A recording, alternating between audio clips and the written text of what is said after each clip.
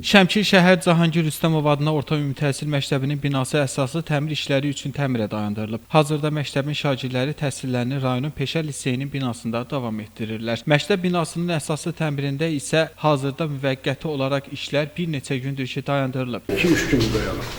Hə, 2-3 gündür 2 gündür artıqları. Həmişə işlər gedib. Hə, təmir işləri artıq 2-3 gündür dayanıb. Bəli, dayanıb. Tovuz rayonunun Aran Yanıqlı kənd tam orta ümumi təhsil məktəbinin binası isə yenidən tikilir. Binanın tikintisinə ötən ilin əvvəlindən başlanılıb. Hazırda Şəmkir şəhər məktəbində olduğu kimi bu məktəbin binasının tikintisində də müvəqqəti olaraq işlər dayandırılıb. Hazırda məktəbimizdə 122 şagird, 8 nəfər məktəbə hazırlıq qrupunun şagirdləri vardır və bunlar üç kəndin şagirdləridir, Yanıqlı, Aşırallar və Sarıtala kəndlərinin.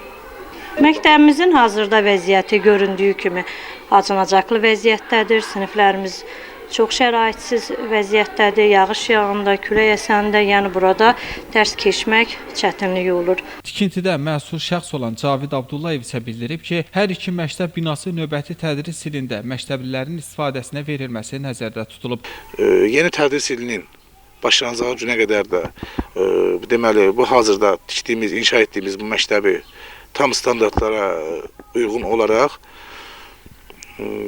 müəllimlərin və şagirdlərin istifadəsinə verməyi nəzərdə tutmuşuq. Qeyd edək ki, Tovuz rayonunun Aran Yanıqlı kənd tam orta ümumi təhsil məktəbinin binasının təmiri ilə əlaqədar olaraq burada şagirdlərin hərbi hazırlıq və fiziki tərbiyə dərslərinin keçirilməsində problem yaranıb. Kamran Əskiparalı, Amin Qəhrəmanov, Qurban Vidadioğlu bu gün informasiya proqramı üçün.